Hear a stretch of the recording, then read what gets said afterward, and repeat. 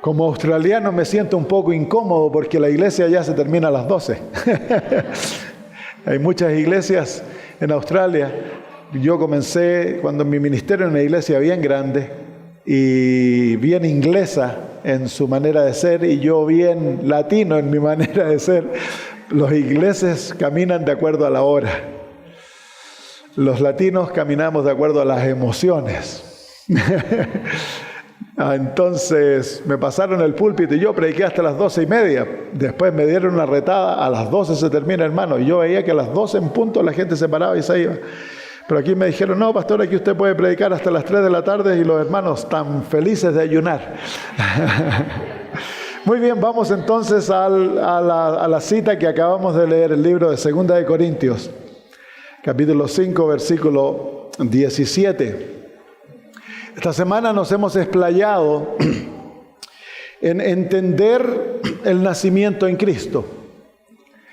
Hemos tratado de ponerlo de la manera más sencilla posible para que lo podamos entender, porque si nosotros no entendemos, entonces no podemos practicarlo. Y esto es esencial. Esta es el pan. Lo que hemos aprendido esta semana es el pan del cristiano. Es lo sencillo, es la leche. No es doctrina avanzada, es lo que todos debiesen entender, hasta los niños. Porque todos debemos asegurarnos la salvación. Y comenzamos el lunes definiendo la salvación. Vimos que era un don que no es obtenido por obras y que es la obra de Dios en lavarnos, en renovarnos y regenerarnos a través del Espíritu Santo y de la experiencia de la justificación. Luego nos explayamos el día martes contemplando la experiencia del arrepentimiento, cuando Dios hiere con el propósito de sanar. Cuando Dios abre los ojos para que nosotros comprendamos nuestra situación, porque a no ser que la comprendamos, Él no nos puede salvar. Porque naturalmente vamos a cerrar nuestro corazón a la gracia creyendo que somos suficientemente buenos para que Dios nos acepte y creemos de que porque somos buenos ya tenemos un lugar en el cielo. Es el engaño más grande. Vimos también que hay un engaño muy falaz, que es el engaño terrible, que cuando se cae es muy difícil de salir, que cuando tú crees de que la ley te juzga y la ley te apunta a tu pecado, para salirte del problema lo único que tienes que hacer es tener un cambio moral, el comenzar a obedecer, a dejar de hacer lo que has hecho y comenzar a hacer lo bueno. Entonces tú no vas a Cristo para tu salvación, tú crees que ya eres bueno porque has cambiado tu conducta. Ese es el engaño más grande, se llama fariseísmo, legalismo. Muy pocos salen de ese engaño porque es muy adictivo. Estudiamos entonces las dos palabras que son esenciales. ¿Se acuerdan cuáles son? La gracia y la fe, que nos traen salvación. Muéstrame la gracia. Muéstrenme la gracia. Es que no todos vinieron. Muéstrame la gracia. ¿Cómo se muestra la gracia? Así, muéstrame la fe. Así, muéstrame la salvación. Entonces ya lo entendemos, nunca más se nos olvida que la salvación es simplemente tomarse de la mano de Dios a través de la mano de la fe. Entonces luego el jueves nos explayamos porque el hermano Amando me hizo la pregunta, ¿cómo es que nosotros entonces aplicamos la fe? Y el jueves tomamos un tema que no iba a tomar, lo tomé para explicar cómo la fe actúa, cómo la fe obra. Y descubrimos que la fe, para que actúe, tiene 3 realidades que deben ser parte de ella para que sea una verdadera fe. Primer paso es creer. Segundo paso, actuar de acuerdo a lo que se cree y obedecer la palabra de Dios. Y el tercer paso es confiar en Dios aunque el cielo se caiga. Amén. Y anoche estudiamos acerca de la justificación. Entonces esta tarde casi lo vamos a tratar de poner todo junto rápidamente para ver algunos otros elementos de esta experiencia maravillosa a través de la cual a nosotros nos ha tomado una semana entenderla, pero ocurre instantáneamente, como en el caso del ladrón en la cruz. ¿Cuánto le tomó ser salvo? Así, ¿no? Fue tan fácil. El momento que él reconoció su situación, se arrepintió, vino a Cristo con fe y le pidió, no le ofreció, el Señor lo salvó inmediatamente. Amén. Creyendo de que el Señor no lo iba a rechazar. Ese es el fundamento. Vamos entonces al versículo 19, 17. De modo que si alguno está en Cristo, ¿qué dice ahora? Nueva criatura es. Las cosas viejas pasaron. He aquí, todas son hechas nuevas. Esta es una promesa, es una declaración de realidad. Pero también es una promesa. Y al ser promesa, nosotros tenemos el derecho de reclamarla para nosotros. Todas las promesas es Dios diciéndonos, esto yo voy a hacer por ti. Y como ya conocemos la voluntad de Dios revelada por su promesa, sabemos que si se la pedimos a Dios, basado en su voluntad, Él nos escucha. Y si nos escucha, Él nos va a dar aquello que le pidamos. Es tan sencillo como eso. Amén.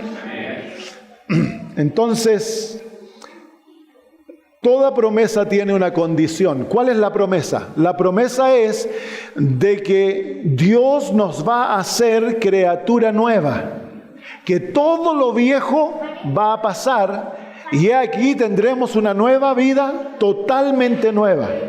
Pero toda promesa tiene una condición. ¿Y cuál es la condición de la promesa? ¿Cuál es la condición de la promesa? De modo que si alguno está en Cristo.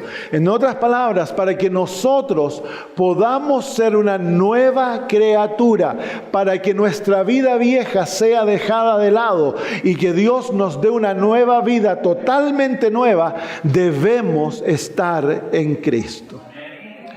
Debemos nosotros, el apóstol Juan, ¿se acuerdan? En Juan 1 dice que si creemos en Él, Dios nos dará potestad para ser llamados hijos de Dios. Y seremos engendrados no de carne ni de sangre, ni de voluntad de varón, sino de Dios. Entonces, a través de esta experiencia, nosotros literalmente nacemos como hijos e hijas del Dios del cielo. Por eso el Señor le dice a Nicodemo, te es necesario nacer de nuevo. Si no naces de nuevo, no puedes entrar en el reino de los cielos. La condición para entrar en el reino de los cielos es un nuevo nacimiento. No es ser bueno. Lo opuesto, los malos entran en el reino de los cielos. Los que se creen buenos se pierden. Esa es la realidad que la hemos visto varias veces en las Sagradas Escrituras. Es el malo arrepentido que Dios le da las llaves del reino. Amén. Bienaventurados los pobres en espíritus, porque de ellos es el reino de los cielos. Bienaventurados los que lloran, porque ellos serán consolados. Bienaventurados los humildes, porque ellos serán llamados hijos de Dios. Bienaventurados los que tienen hambre y sed de justicia, porque ellos serán saciados. Entonces, si te das cuenta, esas 4 bienaventuranzas son bienaventuranzas de necesidad. Luego vienen las bienaventuranzas en el cual el Señor nos llena. Pero primero hemos de venir a Él con nuestra necesidad. Entonces la pregunta que nos debemos hacer aquí esta mañana en este versículo es: ¿cómo podemos satisfacer la condición de la promesa? ¿Qué significa estar en Cristo? Es el tenor de todas las Escrituras. La invitación divina al pecador a unirse a su Salvador. La encontramos en el libro de Mateo capítulo 11. Mateo capítulo 11, el Señor Jesús da la invitación evangélica. Los versículos 28 y 29. Venid a mí, todos los que estáis cargados o trabajados y cargados, que yo os haré descansar. Esa es la invitación evangélica. Es la invitación de Dios al pecador de venir a Él tal cual está. Ya nos hemos hecho bastante referencia a eso. Y el fruto de venir a Cristo tal cual estás es descanso. Si hay una palabra que define la vida cristiana, la experiencia cristiana, es descanso. Si hay una palabra que define la vida en pecado, es ansiedad, trabajo, temor. Pero el Señor Jesús nos dice, si venimos a Él tal cual estamos, cargados, turbados, trabajados, y venimos a Él, el Señor nos va a dar descanso. Y luego viene la segunda parte de la invitación. Tomad mi yugo sobre vosotros y aprended de mí, que soy manso y humilde de corazón, y hallaréis descanso para vuestras almas. Así que no es suficiente venir a Cristo. Cuando uno viene a Cristo, la primera parte de la invitación es venir a mí. La segunda parte de la invitación es tomad mi yugo sobre vosotros. ¿Qué es un yugo? Si no has vivido en un campo y has crecido en la ciudad, no vas a saber lo que es un yugo. Un yugo es un instrumento que se usa en el campo para parear dos animales, para unirlos.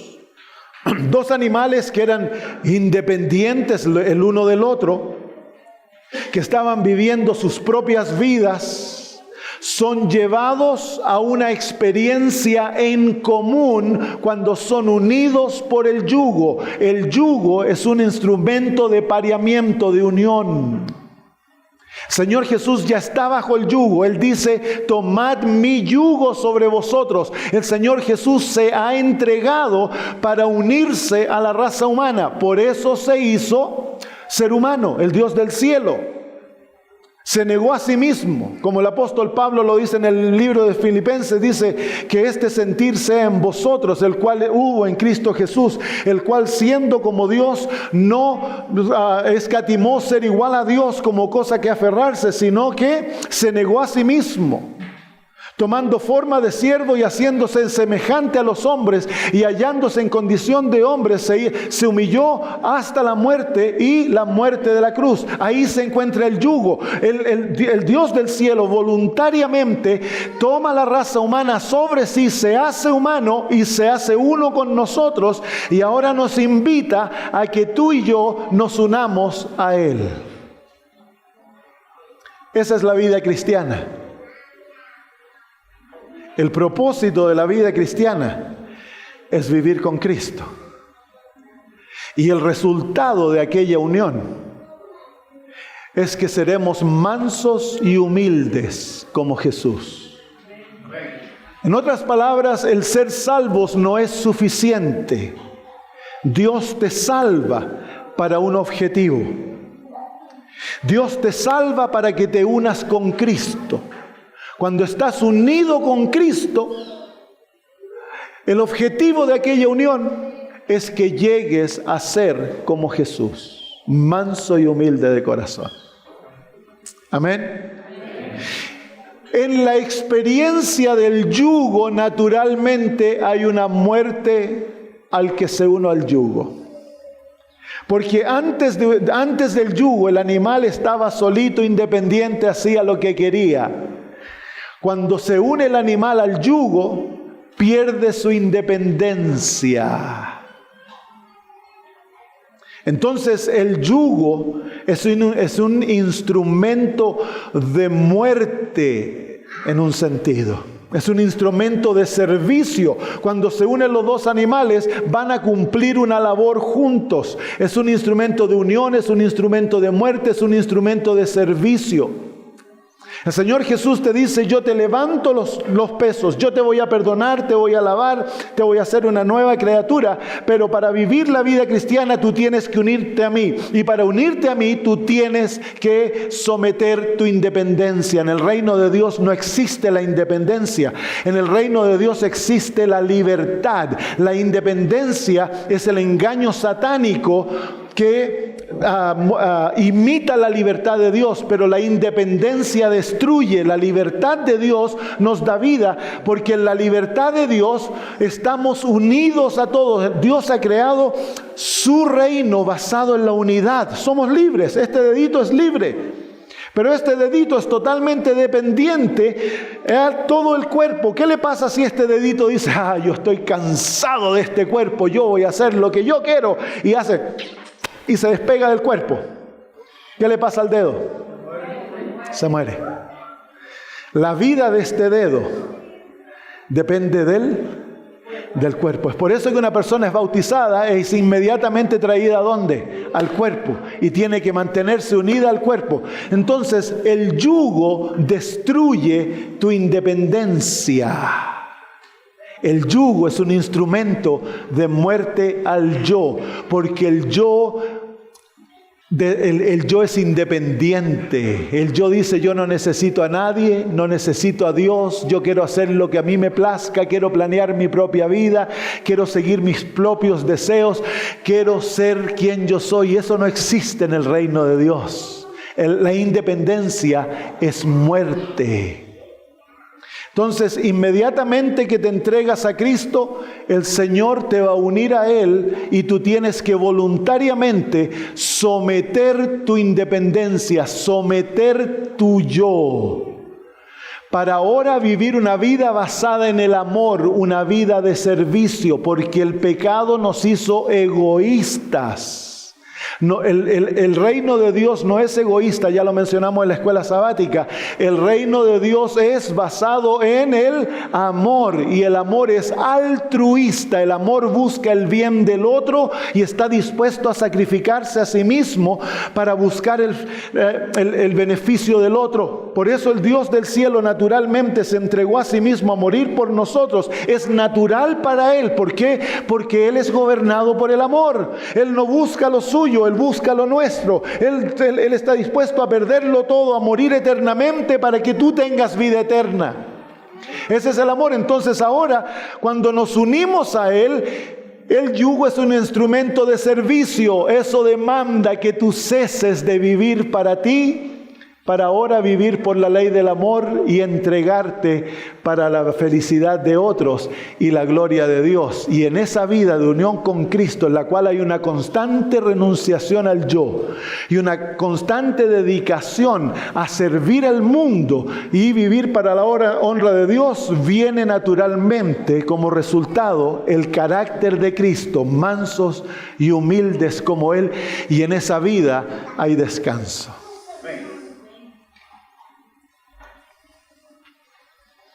Entonces el apóstol Pablo dice, de modo que si alguno está en Cristo, nueva criatura es. El apóstol Pablo nos dice en el libro de Romanos, capítulo 6, que hay una triple experiencia para nosotros unirnos a Jesús. Dice el apóstol Pablo en Romanos 6, en versículo 13 en adelante: ¿o no sabéis que todos los que hemos sido bautizados en Cristo, hemos sido bautizados en su muerte? Porque somos sepultados, ¿qué dice ahora la palabra? Juntamente con Él, para muerte por el bautismo, a fin de que como Cristo resucitó de los muertos por la gloria del Padre, así también nosotros andemos en novedad de vida. ¿Te fijas que hay una triple experiencia? Hay una experiencia de muerte, hay una experiencia de sepultura y hay una experiencia de resurrección a una nueva vida. El Señor Jesús en el libro de Juan capítulo 12 habló de esto usando el símbolo o la parábola de una semilla. Y dice que a menos que una semilla muera, caiga al suelo y muera, permanece sola. Pero si muere, ¿qué ocurre? Dará mucho fruto. Y esto nosotros lo vemos en la naturaleza constantemente. Toda planta que tú ves ha pasado por la experiencia de muerte, sepultura y resurrección. Entonces, si una semilla tú no la entierras, ¿qué pasa con esa semilla? Puede durar eternamente, nunca va a ser transformada. Para que la semilla pueda ser transformada y produzca mucho fruto, ¿qué tiene que pasar con la semilla? Tiene que ser enterrada y muerta. Cuando eso ocurre, tú la puedes mirar, echar agüita, cultivarle. Después de unos días sale, no la semilla, ¿qué sale? Una plantita, resucitó.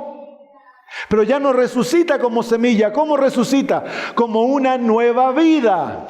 Amén. Y en esa nueva vida cultivada va a ¿qué? Va a crecer, y cuando madura produce frutos, que es el carácter de Cristo Jesús. La semilla eres tú sin Cristo. Muerto representa tu nuevo nacimiento, enterrado el bautismo, y la nueva vida, la plantita, eres tú ahora unido a Cristo Jesús. Él está encargado de cuidarte, de asegurarte que crezcas, y la madurez representa tu relación con Cristo. Los frutos representan el carácter de Jesús. Es garantizado para aquel que pasa por la experiencia de unirse a Cristo en muerte, entierro y resurrección, garantizado que él va a tener la vida de Cristo y por lo tanto va a crecer como un cristiano maduro que va a producir los frutos de Cristo Jesús. ¿Qué es la muerte? Es el yugo. El bautismo es el entierro. El bautismo no es la muerte. El bautismo es el entierro. ¿Cuándo enterramos a una persona? ¿Cuál es la única condición para que una persona sea enterrada? Tiene que estar muerta. ¿Qué pasa si nosotros tenemos aquí a un muertito y vinimos todos al funeral y yo estoy predicando y de repente se abre la tapa y el señor González dice: uy, que está caliente aquí adentro, denme un vasito de agua que me estoy muriendo de sed, dice. Y yo le digo a los diáconos, se nos reveló el muertito, por favor, vengan y cierren la tapa. No, por favor, yo prometo que me porto bien, por favor, no cierren la tapa, hace demasiado calor. No, vengan y cierren. Así que le cierran la tapa, le ponen unas ataduras y se siente adentro. Por favor, aquí hace mucho calor, por favor, déjenme salir. Yo le digo: ya que el muerto se nos puso rebelde, nos vamos al cementerio, rapidito. Nos vamos al cementerio, allá está ya el hoyito hecho, o el nicho, como no sé cómo lo hacen ustedes acá. En Australia se entierra a la gente en la tierra, y allá lo metemos a la tierra rapidito, el otro gritando, lo tapamos y oramos y nos fuimos para la casa. ¿Qué fue eso? ¿Un entierro? ¿Qué fue eso? Un asesinato. El pastor se volvió asesino. Bueno, ¿cuál es la única condición para enterrar a alguien? Tienen que estar muertos. Y bien muertos. En Australia no se entierra una persona antes de 3 días, porque hay una enfermedad que se llama catalepsia. En Australia, por ley, tienen que por lo menos haber estado muertos 3 días. Aquí en México se los entierra antes, ¿no?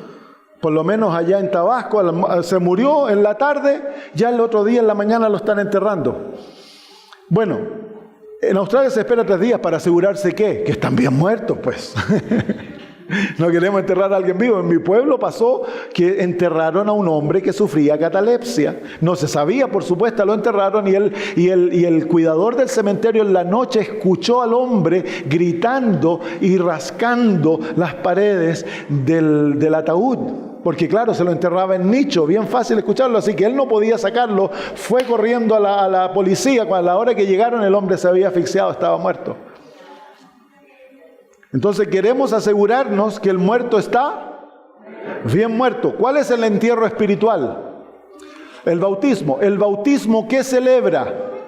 Celebra la muerte de un ser humano que voluntariamente ha venido a Cristo con todos sus pesos y ha dejado esos pecados, esas cargas a los pies de Jesús, se ha aferrado a Él y ha obtenido descanso, y voluntariamente ahora muere a sí mismo, a su independencia, a sus planes, a su identidad, y toma el yugo y se enyuga con Jesús para ya no vivir para sí mismo, sino que ahora vivir ¿para quién? Para los demás y para la gloria de Dios. Amén. Entonces eso significa estar en Cristo. Miren cómo el apóstol Pablo dice luego,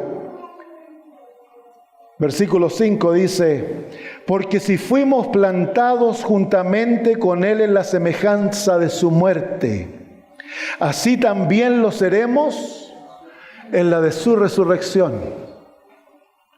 Sabiendo esto, que nuestro viejo hombre fue crucificado juntamente con Él para que el cuerpo del pecado sea destruido, a fin de que no sirvamos más al pecado. ¿Se fijan cómo el apóstol Pablo está tomando la analogía de la muerte para ilustrar cómo comienza la vida cristiana? Hay una renunciación a mí, comparable de ser crucificados con Cristo. El apóstol Pablo lo usa en Gálatas 2:20.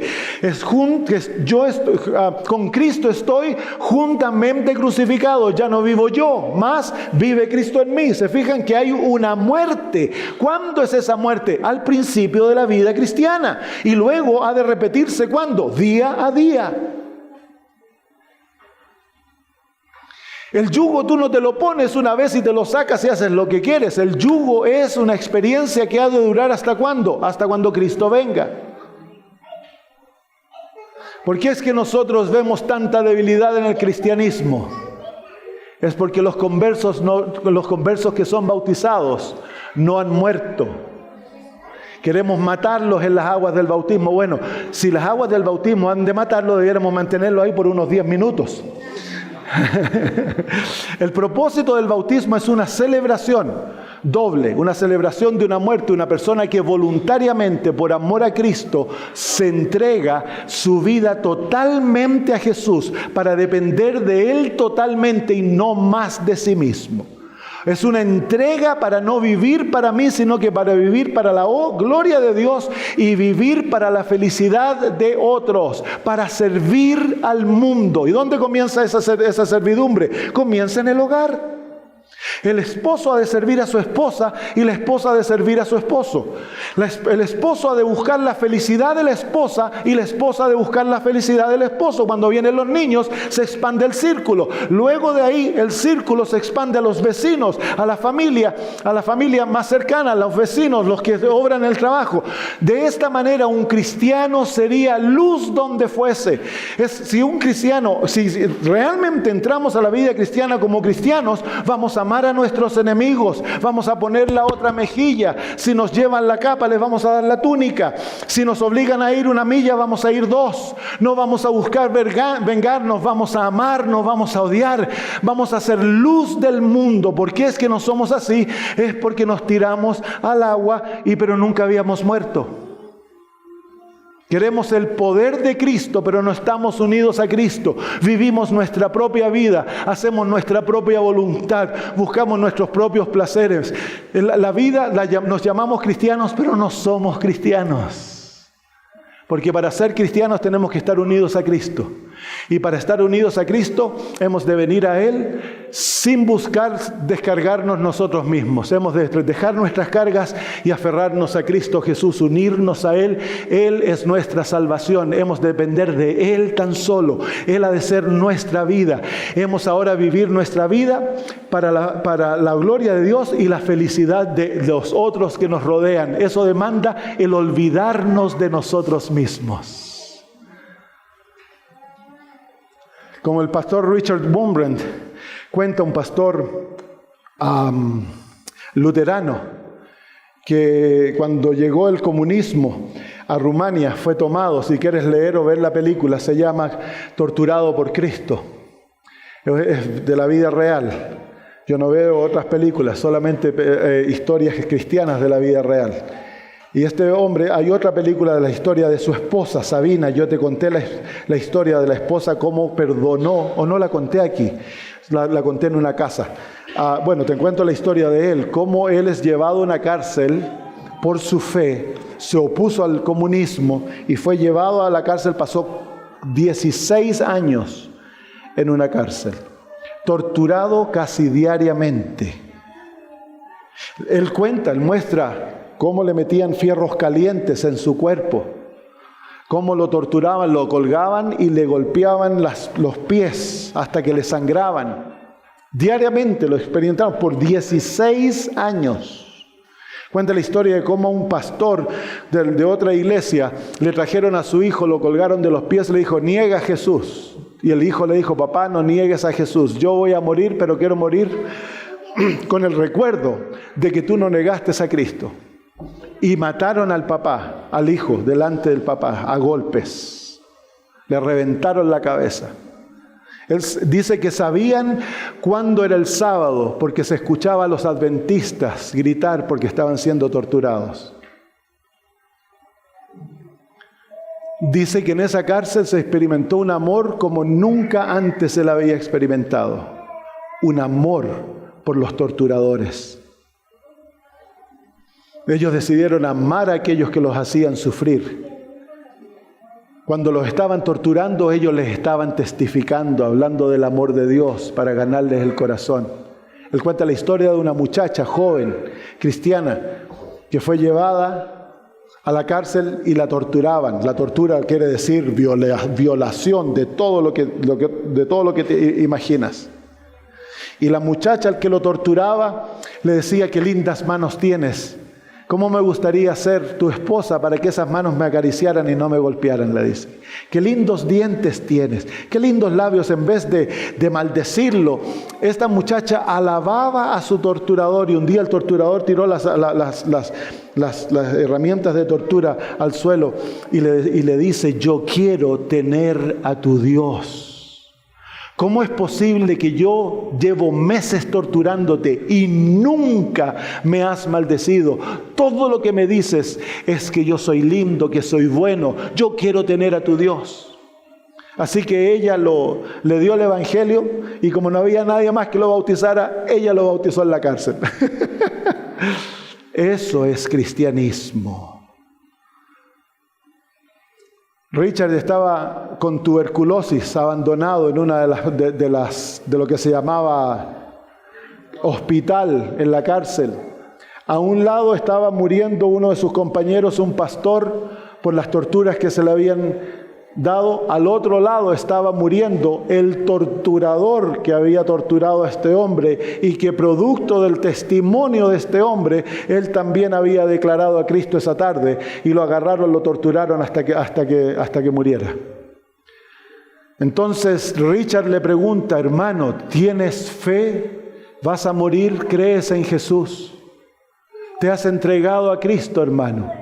Y el hombre dice: no estoy seguro. Entonces el otro que estaba muriendo se levanta apenas, va a la cama y lo abraza y le dice: hermano, entrégale tu corazón a Cristo para que nos veamos en el cielo. Recuerda que él está muriendo producto de las torturas que éste le dio.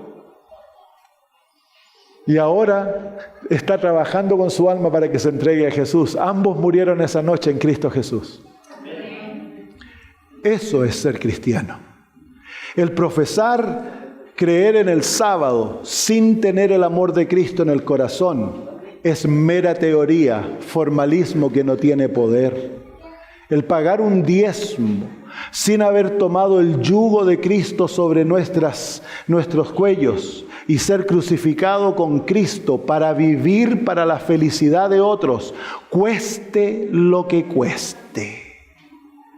Es mero formalismo, no tiene valor alguno en el cielo. Pero cuando el corazón está lleno del amor de Cristo, y así como María Magdalena llevamos nuestra ofrenda a los pies de Cristo y estamos dispuestos a perderlo todo por Jesús, esas obras lo valen todo ante Dios. Queridos amigos, ¿por qué nuestros hogares están destruidos? Porque en el hogar no hay amor. Hay doctrina, no hay amor. ¿Por qué es que si hay divorcio nos pasamos la vida amargados? Porque llevamos rencor en el alma. No sabemos perdonar. Deseamos el mal a ella o a él que nos hizo. Pasamos la vida recordando aquello que nos pasó. Pero querido hermano, recuerda lo que dice. Volvamos entonces a 2 Corintios 5. El apóstol dice: si alguno está en Cristo, ya descubrimos lo que es estar en Cristo. ¿Qué significa estar en Cristo? Morir con Él, ser sepultados con Él y resucitar con Él para vivir una vida no para nosotros, sino que para el que se entregó y murió por nosotros. Amén. Si tú has pasado por eso, estás en Cristo. Amén. Y esta semana yo te he enseñado a venir a depositar los pesos. Déjate de tratar de tú ganarte la salvación. Ven pesado, ven cargado, ven pecaminoso, malo a Cristo Jesús y entrégale al Señor. Gracias. Entrégale al Señor todo aquello. Obtén descanso en Jesús. Pero hay otro paso, y es lo que estoy hablando ahora. Tienes que unirte a Cristo. ¿Cómo haces eso? Es una decisión voluntaria por amor a Jesús, de una entrega total a Cristo, en la cual tú ya no vives, Él vive. La cruz, ¿qué hora es? La cruz es símbolo de una abnegación completa a la voluntad de Dios. Cristo tomó la cruz en el cielo cuando Él escogió negarse a sí mismo, negar su divinidad y hacerse ser humano. Fue la primera vez que tomó la cruz. En la tierra todos los días tomaba la cruz, porque Él escogía no vivir como Dios, sino que vivir como ser humano. Y como ser humano, Cristo se negaba a sí mismo cada vez a no hacer su voluntad, sino que la voluntad de su Padre, a no hablar sus palabras, no tener sus pensamientos. Pero en el jardín del Getsemaní vemos la cruz más clara revelada cuando el Señor Jesús ora y le dice a su Padre: Padre, si esta copa no puede pasar de mí, no como yo deseo. El original dice: no de acuerdo a mi voluntad, sino de acuerdo a tu voluntad, Padre. Esa es la experiencia de la cruz. Jesús toma la cruz en el jardín del Getsemaní. ¿Y qué significó? Era la voluntad de su Padre, y significó que Jesús iba a tomar y someterse al abandono, a los escupos, a la golpiza, a las mentiras, a un juicio falso, a que le pusieran una corona, a que lo clavaran en una cruz. Él se sometió feliz. Fue el gozo de Jesús hacer la voluntad de su Padre. Él no fue regañando a la cruz. El momento que le fue revelado que era la voluntad de su Padre, Jesús puso su voluntad para hacer la voluntad de Dios. Esa es la cruz. Una abnegación total a la voluntad de Dios. Si Dios dice no joyas, no joyas. Si Dios dice no café, no café. Si Dios dice no alcohol, no alcohol. Es una sumisión absoluta a cumplir la voluntad de Dios en mi vida. Porque ya no vivo yo. Vive Cristo en mí. Amén. Si alguno está en Cristo, te voy a hacer la pregunta ahora y tú la respondes solito. ¿Estás en Cristo? Estás en Cristo. Si no estás en Cristo, yo descubrí a la edad de 37 años que yo no estaba en Cristo. Había sido pastor 13 años. Yo no estaba en Cristo. Entonces, ¿qué hice? Bueno, me aseguré de estar en Cristo, hice el pacto con el Señor Jesús, me entregué a Él, tomé el yugo, hice la decisión de darle todo al Señor y de perderlo todo por Él. Se lo entregué todo a sus pies y dejé que Él ahora sea el que esté a cargo de mi vida. Cuando uno muere, muere a 4 áreas. Muere al yo. ¿Qué significa eso? No tengo el tiempo de explicarlo, pero estudia la doctrina de los muertos. Cuando tú aprendes qué significa estar muerto físicamente, eso es lo que significa morir al yo. Cuando tú mueres, tienes alguna posesión. Físicamente, cuando mueres físicamente, tienes posesiones, tienes parientes, amigos, enemigos. Puedes hacer tus propios planes, puedes vengarte, puedes odiar, puedes amar, ¿sí o no? No. Ahora, ¿quién es el que vive? Tú ya no vives, ahora es Cristo el que vive. Por lo tanto, ahora Cristo va a usarte a ti para relacionarse, gobernar tu vida. Cristo va a ser el que va a ser el esposo, la esposa, el que va a gobernar tus pensamientos, tus planes, tus deseos, es Cristo. Y cuando tus deseos contravienen los planes de Jesús, sometes tus deseos, tus planes, dejas el control de tu vida, deja que Cristo te controle. Yo estaba muriéndome de ganas de irme de vuelta a casa. Ya son 5 semanas sin que estoy en casa. Echo de menos a mi esposa como loco, hasta sueño con ella. Quería irme, pero tenía un compromiso en Cuba, pero no me habían dado la visa. Y estaba orando, Señor, Señor, que no venga la visa. Pero me llegó la visa. Entonces ahora mi voluntad, mi deseo contraviene la voluntad y el deseo del Señor. ¿Qué hago? Pues me someto al Señor. No son mis planes, no son mis deseos. Yo no controlo mi vida, es Cristo el que controla la vida. Amén. Morimos al yo, morimos al mundo,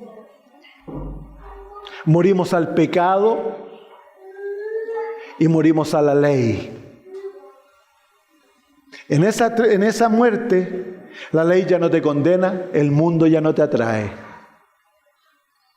El cristiano no vive para el mundo. El propósito de la salvación, del nuevo nacimiento, el objetivo es que todas las cosas sean nuevas.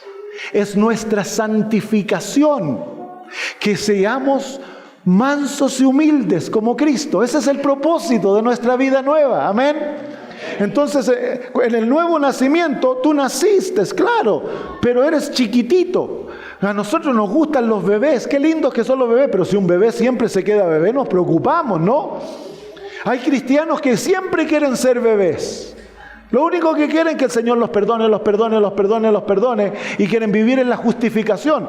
Pero es que un cristiano tiene que madurar, tiene que crecer, tiene que vencer. Un cristiano tiene que ser transformado. Un cristiano, si era mentiroso, tiene que dejar de ser mentiroso. Si era ladrón, tiene que dejar de robar. Si le gustaban las películas malas, tiene que dejar de ver las películas. Si era orgulloso, tiene que volverse humilde. Tiene que haber un crecimiento, tiene que haber una nueva vida. Pero tú no la implantas, tú no la creas. ¿Quién la crea? El que está unido a ti a través del yugo. Él está a cargo de tu vida. Amén.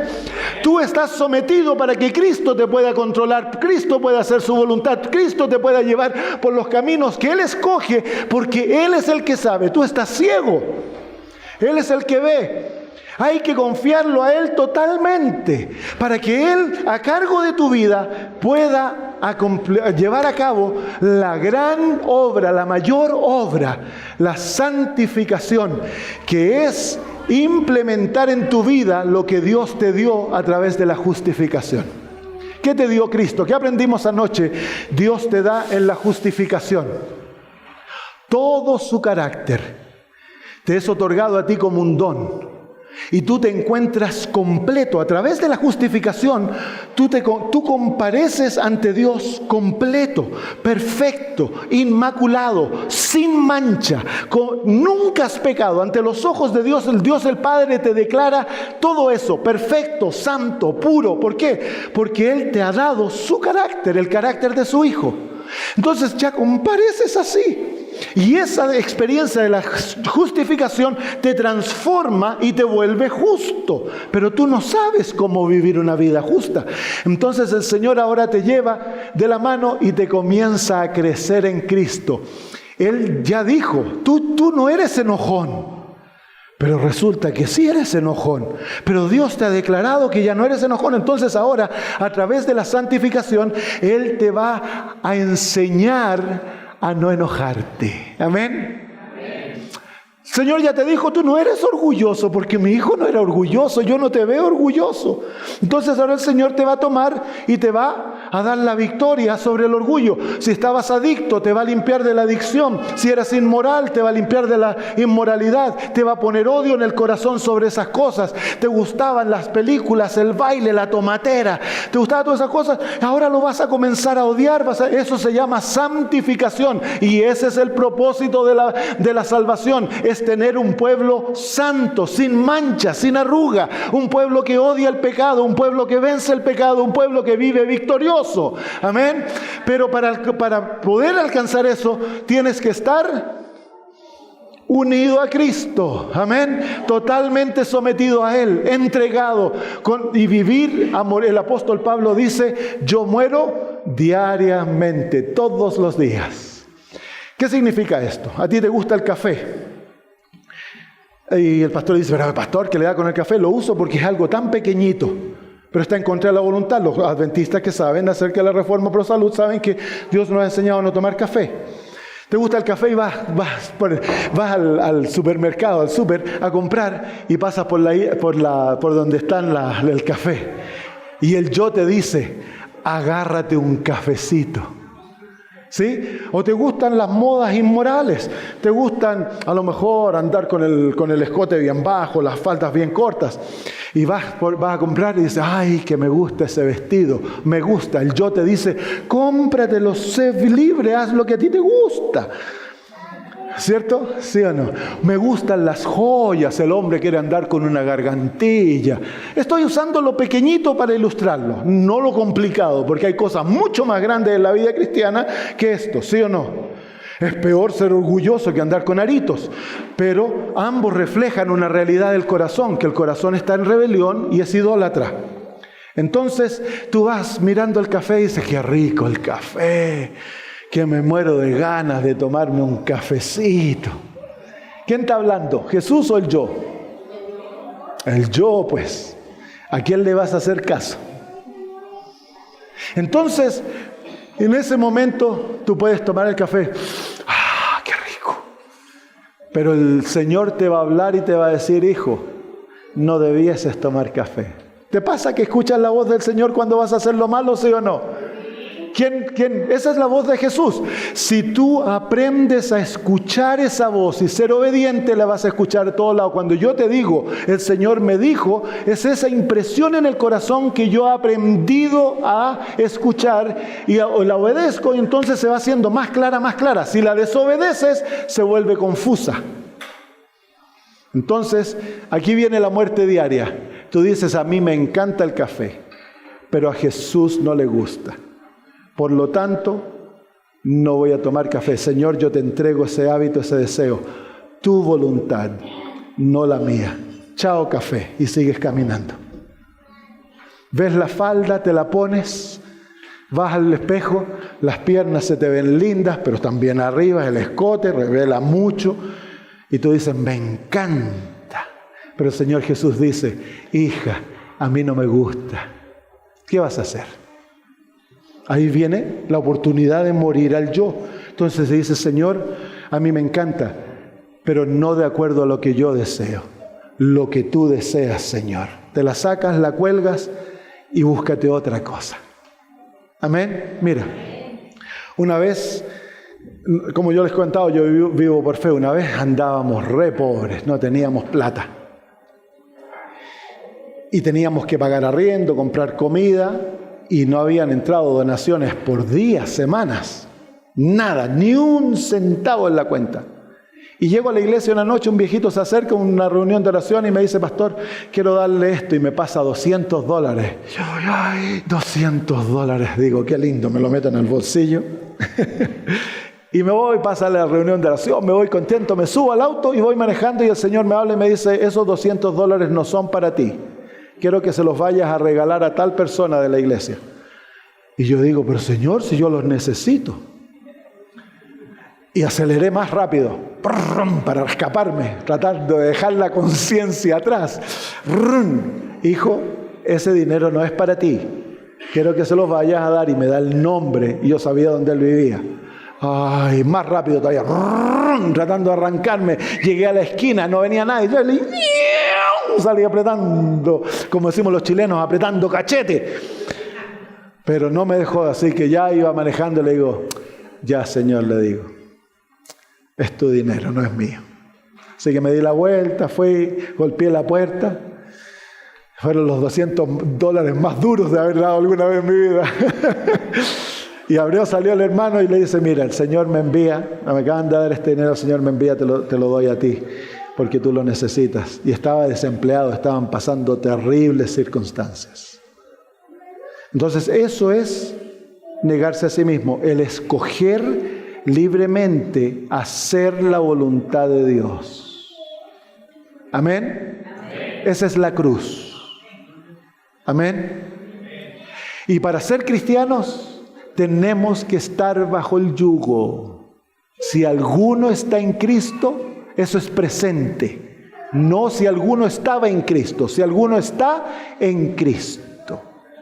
Presente, diario, día a día, momento a momento. Cuando te sales del yugo, lo lindo es que si tú haces tu voluntad, te agarraste del café, te fuiste y tomaste un café, puedes ir y arrepentirte y pedirle perdón al Señor y decir, Señor, perdóname, escojo ponerme debajo del yugo nuevamente, Señor. Amén.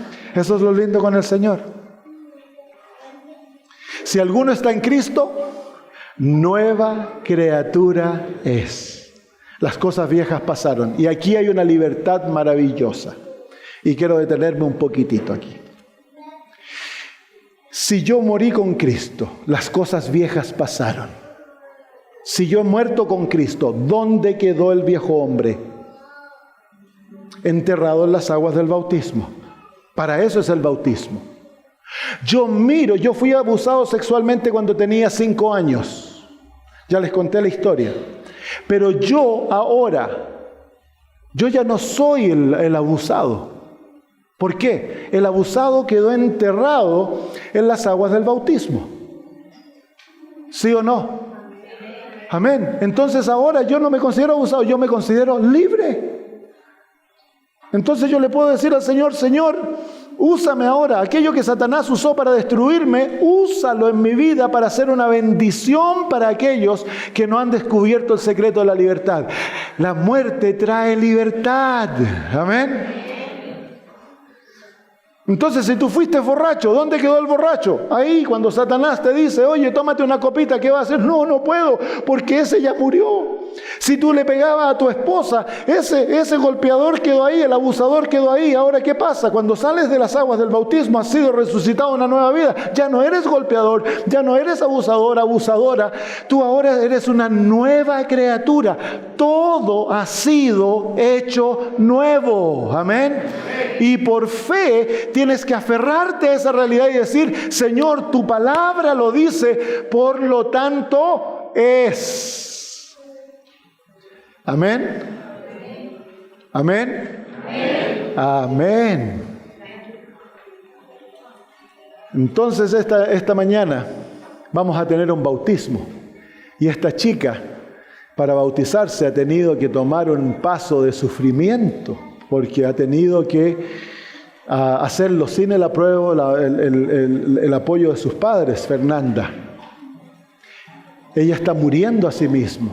Ella tomó la decisión de bautizarse libremente por amor a Cristo Jesús. Ella comprende el bautismo. Quiero que lo veas y que tú reflejes en tu propio bautismo. Si tú fuiste bautizado pero no habías muerto, puede que no sea necesario un rebautismo. El Señor te lo va a poner en el corazón. Pero hoy tú puedes escoger morir.